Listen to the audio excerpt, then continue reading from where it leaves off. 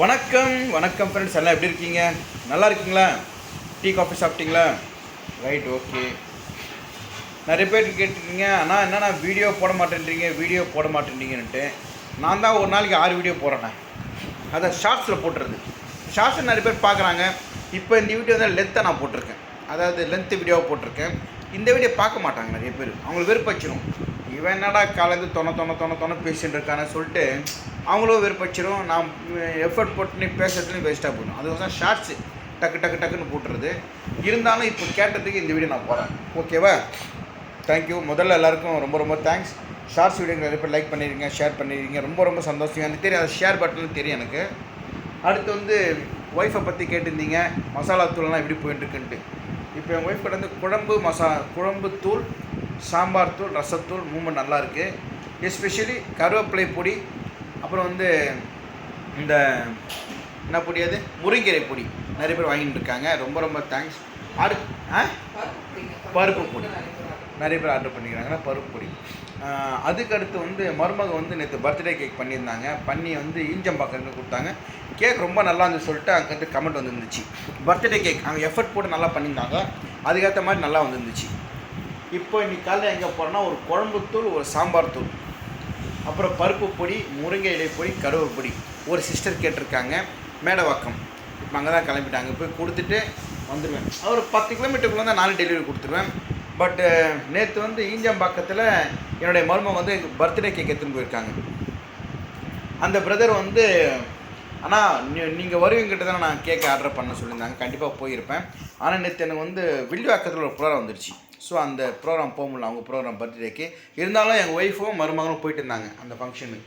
போயிட்டு ஃபங்க்ஷன் நல்லா இருந்துச்சுல்ல, சாப்பிட்டு போன கம்பல் பண்ணிக்கிறாங்க. அப்புறம் எங்கள் ஒய்ஃபும் மருமகளும் அங்கே போய் பக்கத்தில் பாபா கோயில் போயிட்டு வரப்போ அங்கே போயிட்டு அந்த ஃபங்க்ஷன் அட்டன் பண்ணிட்டு ஆட்டோவில் வந்துட்டுருக்காங்க இல்லையா? எப்படி இருந்துச்சு அங்கே சாப்பாடு? சூப்பராக இருந்தது, செம்மையாக. எல்லா ஃபுட்டுமே நல்லா, நான்வெஜ் வெஜ் ரெண்டுமே இருந்தது. நாங்கள் வெஜிடேரியன். குழந்தை பேர்னா நயனிகா. பேர் சூப்பராக இருக்குது, நயனிகா. பிரதர் கோச்சிக்காதீங்க, கண்டிப்பாக ஒரு நாள் உங்கள் வீட்டுக்கு வரேன், ஓகேவா? நேற்று நடந்த ஃபங்க்ஷனில், வில்லுவாக்கத்தில் நடந்த எங்களுடைய ஃபங்க்ஷனில் சிவாஜி அந்தோனி என் கூட இருப்பார் இல்லையா, அவருடைய தம்பியோடைய மகன் ஃபங்க்ஷனில் நல்லா இருந்துச்சு. என்ன பார்க்குறதுக்குன்னு ஆச்சரியமாக இருந்துச்சு. எங்கேருந்து கும்மிடிப்பூண்டிலேருந்து 4-5 பேர் வந்திருந்தாங்க, பார்த்தாங்க, பேசாங்க. ரொம்ப சந்தோஷமாக இருந்துச்சு. பரவாயில்ல, நான்லாம் ஒரு பெரிய ஆளே கிடையாது, இருந்தால் நம்மளை மதித்து பார்த்தாங்க, ரொம்ப பேசுனாங்க, ஃபோட்டோலாம் எடுத்துக்கினாங்க, சந்தோஷப்பட்டுக்கினேன். அந்த ப்ரோக்ராமில் ஸ்ரீகாந்த் தேவா சார் வந்திருந்தார். அவர் அங்கே பார்த்தோன்னே கை காமிச்சிட்டார். ஸோ நான் இப்போ தான் உங்களை ஃபஸ்ட்டு பார்க்குறேன், நேரில் பார்க்குறேன். நீ நேரில் தான்ப்பா பார்க்குறேன். நிறைய வாட்டி நான் உங்கள் யூடியூப்பில் வீடியோஸில் பார்த்துருக்கேன். டிஆர் சார் மாதிரி நிறைய பார்த்துருக்கேன். அதெல்லாம் இப்போ நீங்கள் பார்க்குறது அப்படியே டிட்டா டிஆர் சார் மாதிரியே இருக்கீங்கன்னா, மேக்கப் போட்டிருந்தேன் அதே மாதிரி இருக்கீங்கன்னா ரொம்ப தேங்க்ஸ் சார். நிறைய செலிப்ரிட்டிஸ் நம்ம வீடியோ பார்க்குறது ரொம்ப சந்தோஷமாக இருக்குது. நான் செலிப்ரிட்டி கிடையாது, செலிப்ரிட்டி நம்மளுடைய வீடியோ பார்க்க ரொம்ப சந்தோஷமாக இருக்குது, ரொம்ப ஹாப்பியாக இருந்துச்சு. பரவாயில்ல இந்த மாதிரி பேசுகிறாங்கன்னுட்டு. அப்புறம் இன்றைக்கி புளியாந்தோப்பு எங்கள் ஏரியா, நான் பிறந்து வளர்ந்த வட சென்னை புளியாந்தோப்பில் இன்றைக்கி ஈவினிங் ஃபங்க்ஷன் இருக்குது. ஒரு 6 மணிக்கு இந்த ப்ரோக்ராம் கூப்பிட்ருக்காங்க. இந்த மாதிரி அந்த ப்ரோக்ராம் போயிட்டு ஒரு 2 டான்ஸ் பண்ணுற வேண்டியது தான், ரிசப்ஷன் நினைக்கிறேன். ஆமாம், அப்படியே முடிஞ்சு அப்படியே காசிமேடு போயிட்டு ஒரு நண்பர்கள்லாம் குறுக்குப்பேட்டை வண்ணாரப்பேட்டையில் இருக்கிறாங்க, அப்படியே பார்த்துட்டு வந்துடுங்க. நேற்று கமெண்ட் காலைனா நீங்கள் படித்த ஸ்கூல் எது, காலேஜ் எதுன்னு கேட்டிருந்தாங்க. நான் வாட்டி சொல்லிட்டேன். நான் படித்த ஸ்கூல் தியாரையா ஸ்கூல் வண்ணாரப்பேட்டை. +1 +2 படித்தேன். காலேஜ் தியாரையா காலேஜ் தான் படித்தேன். நான் தியாரையா காலேஜில் பிகாம் முடித்தேன். மெட்ராஸ் யூனிவர்சிட்டியில் எம்காம் முடித்தேன். பெருசாலாம் படிப்பெல்லாம் எனக்கு வராது. படிப்பில் நான் கொஞ்சம் மிடில், ஹையும் கிடையாது, லோவும் கிடையாது, மீடியமாக இருப்பேன். நான் ரொம்பலாம் படிப்பு நம்மளுக்கு வராது. ஆக்சுவலாக படிப்புனாலும் பிடிக்காது எனக்கு. அந்த காலேஜ் போனது பேச்சு போட்டி, கவிதை போட்டி, கட்டுரை போட்டி, பாட்டு போட்டியில் வைப்பாங்க, எல்லாத்துலேயும் கலந்துப்பேன். அதெல்லாம் எனக்கு இன்ட்ரெஸ்ட்டு. படிக்கிறதுனால எனக்கு கசக்கம், எனக்கு எச்சலாக இருக்கும். புத்துக்கான மனப்பாடம் பண்ணி பாஸ் பண்ணுறேன், அதான் நம்மளுடைய இது. என் ஒய்ஃப் படிப்பு நல்லா படிப்பாங்க. என் பையன் வேறு லெவலில் படிப்பான். அவனே படித்து அவனை முன்னுக்கு வந்திருக்கான். அவன் இன்ஜினியரிங் படித்தான், அதை பற்றி எனக்கும் தெரியாது, என் ஒய்ஃபுக்கும் தெரியாது. அவனே கஷ்டப்பட்டு படித்து அவனே எங்கேயும் கிளாஸ் எல்லாம் போல ஓனாக உட்காந்து சிஸ்டத்துலேயே படித்து இப்போ ஒரு கம்பெனி ஒர்க் பண்ணிகிட்டு இருக்கான். அவன் வேறு லெவலில் வரலாம். அவன் மேலே என்னால் 1% கூட வரவே முடியாது. நான் லொடன்னு பேசுகிறேன் இல்லையா, அவன் பேசவே மாட்டான். சுத்தம் பேச மாட்டான். நீங்கள் பார்த்துருப்பீங்க வீடியோவில், வாய் கூட திறக்க மாட்டான். நானாவது இப்போ பேசுகிறேன், நானுமே சுத்தமாக பேசவே மாட்டேன் இப்போ தான். ஆமாம், எங்கள் ஒய்ஃப் கூட நான் பேச மாட்டேன், பார்த்துருங்களா, வாயே திறக்க மாட்டாங்க. நான் தான் இப்போ மருமகளும் நல்லா பேச ஆரம்பிச்சிட்டாங்க. யூடியூப்பில் நல்லா இந்த கேக் பற்றியெல்லாம் பேச ஆரம்பிச்சிட்டாங்க. பேசுனாங்க, நல்லா பேசணும். சும்மா லொடலுடன் பேசினா கூட இவன் ஓட்ட வாங்கிட்டுருவாங்க. பேசாமல் இருந்தால் கூட இவன் ஊமை ஊரை கெடுக்கும், பெருச்சாலி பேரை கெடுக்குன்னுவாங்க. அதுக்கோசரம் நான் ரொம்ப பேசவும் கூடாது, பேசாமல் இருக்கவும் கூடாது. இப்போ நான் 8 நிமிஷம் நான் பேச போகிறேன். நீங்கள் எப்படி கேட்குறீங்க தெரில. நான் லொடலுடன் பேசிகிட்டு இருப்பேன். என்ன டாபிக் பேசுகிறேன்னு எனக்கு தெரியாது. எடுத்தால் என் பாட்டு பேசினே இருப்பேன். நான் தோசை ஊற்றுறேன்.